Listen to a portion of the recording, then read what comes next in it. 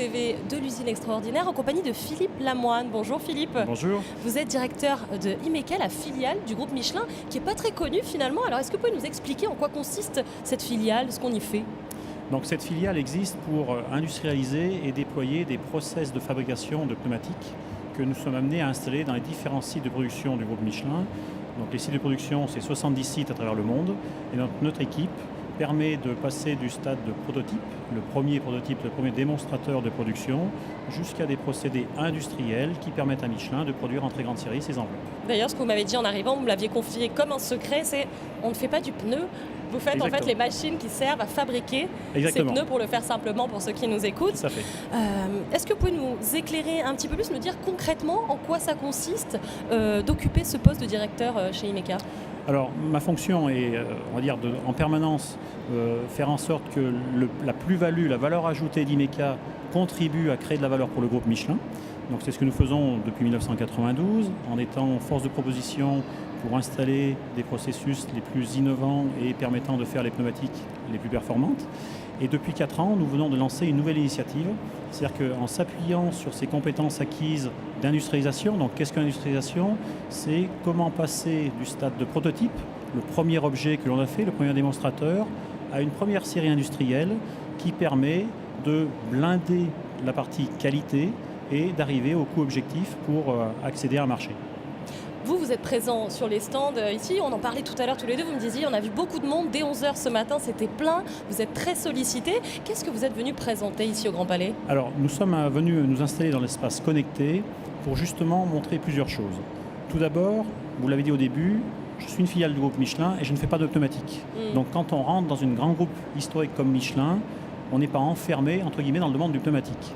Nous, de par ouvrir les perspectives pour les jeunes éventuellement. Je vous ai parlé tout à l'heure d'activités avec des startups. Ce qu'il faut bien comprendre, c'est que ces mêmes compétences qui nous ont permis de développer des procédés extrêmement innovants pour le groupe Michelin, nous les mettons à profit d'innovations de startups et nous leur permettons d'arriver le plus vite possible au marché avec des objets à bon niveau de qualité et au bon niveau de coût. Donc vous comprenez bien que là, si je prends quelques exemples, je vais vous parler par exemple de la prothèse Carmat.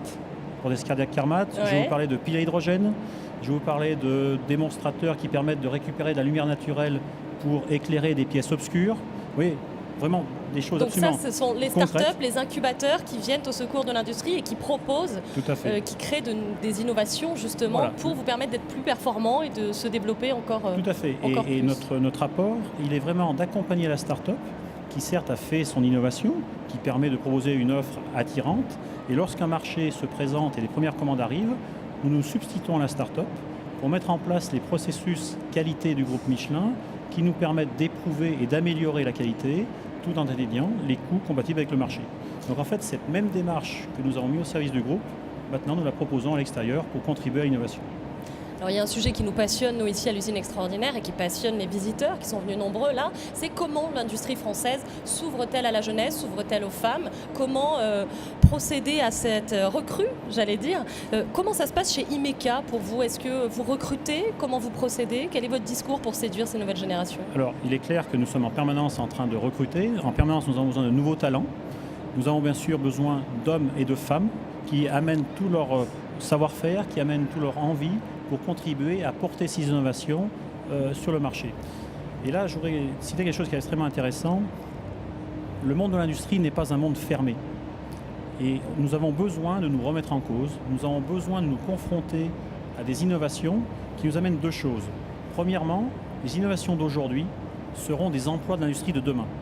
Et donc, lorsque nous, IMECA, nous contribuons à accélérer cet accès au marché, quelque part, nous contribuons à accélérer la création de nouveaux emplois. Ça, c'est le premier point positif. Le deuxième point, c'est même pour nous, filiale d'un grand groupe historique, le fait de se confronter à des personnes très innovantes bouscule certaines de nos croyances, nous remettre en cause, et donc nous amène en permanence à progresser. Et ce mélange de cultures est extrêmement enrichissant et épanouissant. Et comprenez bien aussi que l'ensemble de nos salariés, qui ont vraiment une véritable fierté à pouvoir travailler, à mettre en œuvre ces innovations, sont très très fiers et permettent de continuer sur ces voies. Philippe Lamoine, c'est ça, l'industrie du futur, c'est une industrie collaborative entre industrie justement et start-up, incubateur ? C'est l'avenir, effectivement, c'est tout sauf du cloisonnement. L'avenir, c'est des ouvertures entre grandes entreprises, entre start-up, entre laboratoires, entre financeurs, entre territoires. Et il est extrêmement important d'avoir justement l'intelligence de créer des réseaux afin de permettre l'émergence de nouvelles solutions qui, demain, seront de nouveaux emplois industriels. Bon, on le sait, toutes les bonnes choses ont une fin. C'est le dernier jour de cette usine extraordinaire. On va devoir se quitter. Si vous deviez retenir une chose qui vous a particulièrement ému, séduit? Eh bien, écoutez, depuis jeudi, j'ai vu des milliers de sourires de jeunes de 12 à 25 ans qui ont vraiment compris l'intérêt qu'il pouvait y avoir à s'investir dans l'industrie. Et ça, c'est vraiment ce que je vais garder de ces 4 jours-là. Ce qu'on peut se dire aussi, c'est qu'industrie, c'est beaucoup d'emplois. Donc c'est aussi des projets d'avenir pour toute une génération. Exactement. Un pays industriel comme la France a besoin de maintenir une industrie.